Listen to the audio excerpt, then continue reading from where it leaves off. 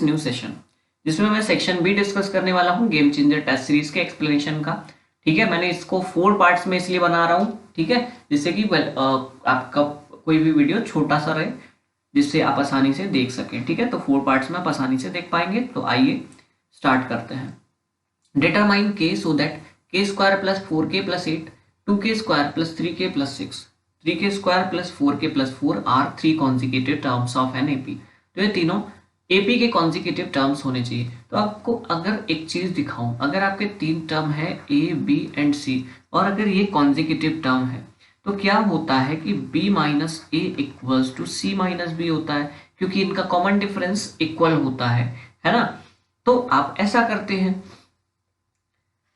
तो क्या करना है, वही काम आपको यहां भी करना है। ये आपका फर्स्ट टर्म हो गया, ये सेकेंड टर्म हो गया, ये थर्ड टर्म हो गया। ठीक है, तो b माइनस ए यानी सेकेंड माइनस फर्स्ट टर्म करोगे तो 2k square plus 3k plus 6 minus का k square plus 4k plus 8 equal हो जाएगा, यहां देखो थर्ड टर्म यानी 3k square plus 4k plus 4 minus का 2k square plus 3k plus 6। ठीक है, तो b minus A equals to C minus B कर दिया। क्या करोगे, सिंपली ब्रैकेट ओपन करोगे, और इतना बड़ा दिख रहा है, उतना बड़ा है नहीं ये क्वेश्चन, ठीक है, क्योंकि आसानी से सब कुछ कट होने वाला है। तो देखो 2k square plus 3k plus 6 minus का k स्क्वायर माइनस का 4k minus 8, 3k square plus 4k plus 4 minus 2k square minus 3k minus 6। देखो यहां से, तो 2k square minus k square यानी k स्क्वायर बचा, 3k minus 4k that is minus k, 6 minus 8 that is minus 2।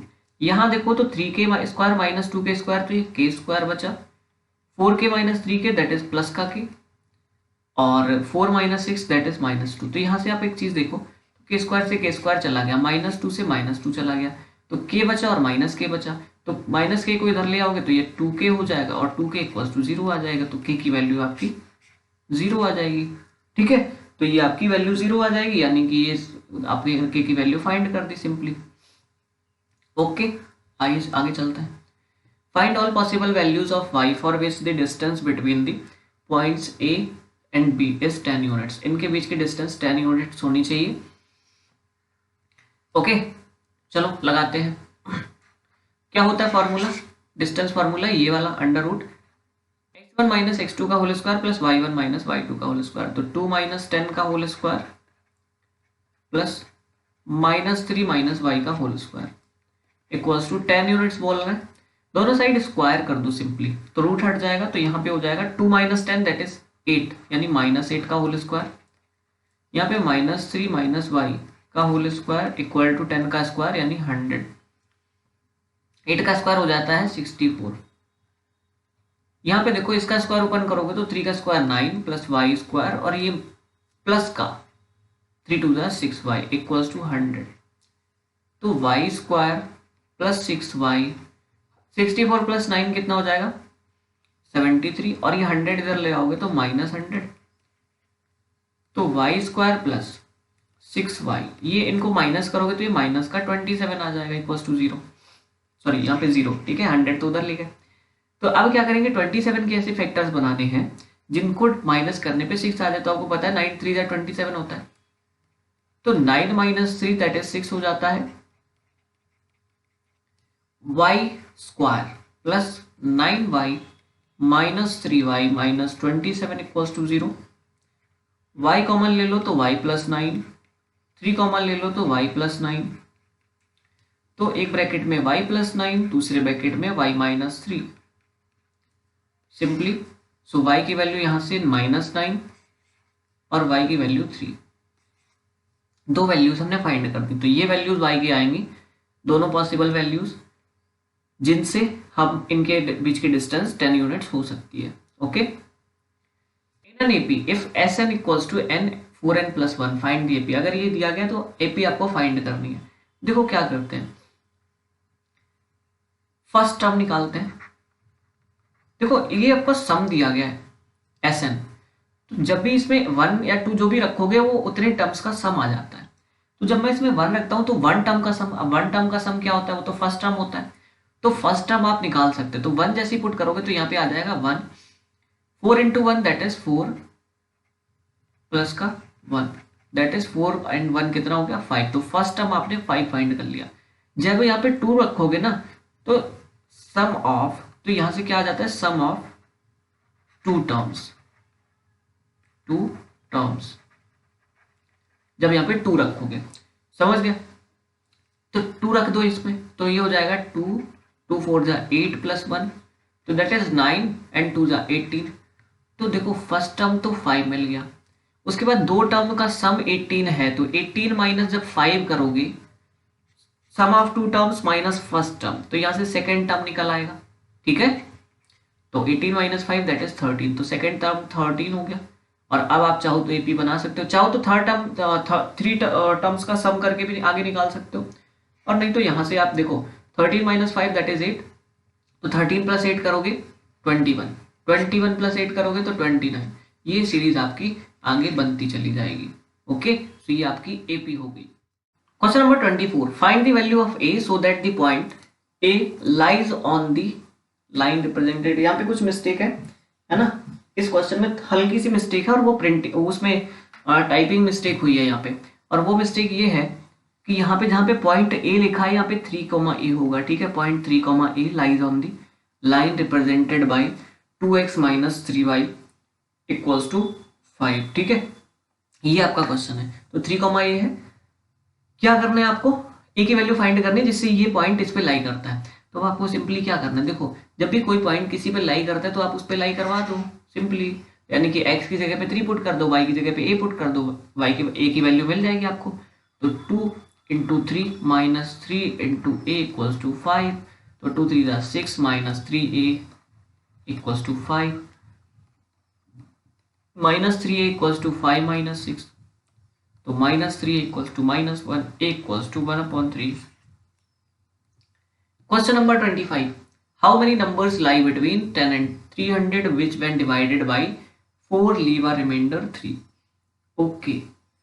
तो देखो ऐसे कितने नंबर्स हैं जो 4 से डिवाइड करने पे 3 रिमाइंडर आएगा। 10 और 300 के बीच की बात कर रहे हैं। ओके, तो देखो 10 के बाद जो फर्स्ट टर्म होगा जिसको 4 से डिवाइड करें और 3 रिमाइंडर आ जाए वो होगा 11 सिंपली, क्योंकि 11 को आप 4 से डिवाइड करोगे देखो तो 4 2 जा 8 एंड रिमाइंडर आया 3, तो फर्स्ट टर्म तो आपको मिल गया, यानी कि a1 मिल गया आपको 11, या जिसको a बोलते हैं, ठीक है, a बोलते हैं, तो a11 हो गया। अब आपको क्या निकालना है, an और मिल जाए nth टर्म, तो आपका काम हो जाना है।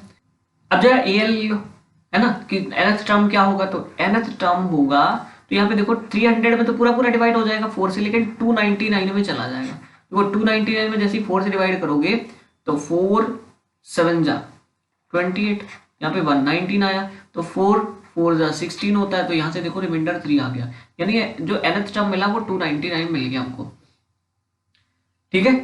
डिफरेंस, कॉमन डिफरेंस कितना है, तो कॉमन डिफरेंस अगर आप देखोगे, ठीक है, तो कॉमन डिफरेंस इनके बीच में 4 का आ जाएगा, ठीक है, क्योंकि देखो 11 है फर्स्ट टर्म, 11 के बाद जो ऐसा टर्म मिलेगा वो 15 मिलेगा जिसमें 4 से डिवाइड करो तो 3 बचे, ठीक है। तो ऐसे करके 15 के बाद 19 जाएगा, ऐसे करके चलता चला जाएगा, तो ये 299 तक ये आपकी सीरीज है एपी, समझ गए। अब क्या करेंगे, तो कॉमन डिफरेंस मिल गया, सब कुछ आपके सामने है, तो सिंपली फार्मूला लगा दो, an equals to a plus n minus 1 into D.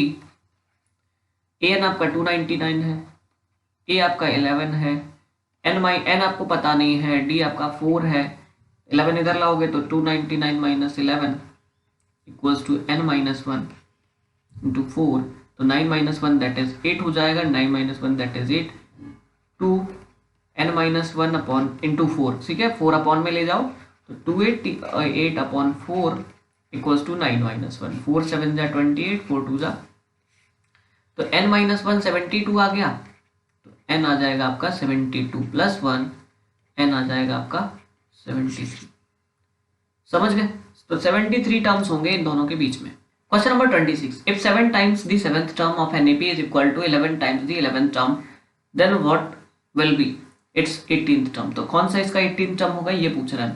तो देखो 7th टर्म यानी कि a plus 6d, a plus n minus 1d होता है, और उसका बोल रहे 7 टाइम्स किसके इक्वल होगा 10th टर्म यानी 11th टर्म, तो a प्लस 10d है ना, और इसका 11 टाइम्स, तो 7a प्लस 7 6 42 होता है, 11a 11 10 110d होता है, 7a 11a इधर ले आओ तो माइनस का 11a हो जाएगा, 110d माइनस 42d हो जाएगा, इनको माइनस करोगे तो माइनस का 4a आ जाएगा, और इधर इनको माइनस करोगे तो हो जाएगा 10 माइनस 2 यानी कि 8, और यहाँ पे 0 आ जाएगा तो 10 माइनस 4 दैट इज 6, तो 68d आ जाएगा, माइनस 4a 68d इधर ले आओगे तो माइनस का 68d, माइनस कॉमन ले लो, माइनस 4 कॉमन ले लो, तो ये हो जाएगा a plus 17d equal to 0।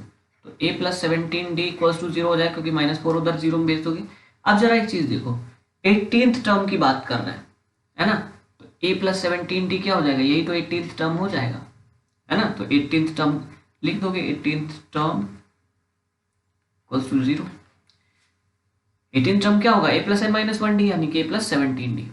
सो ये था आपका सेक्शन बी पूरा, ठीक है। सो 6 क्वेश्चंस इसमें थे, सो छोटा सा सेशन था बिल्कुल। सो कंटिन्यू करेंगे सेक्शन सी में। Bye bye and take care.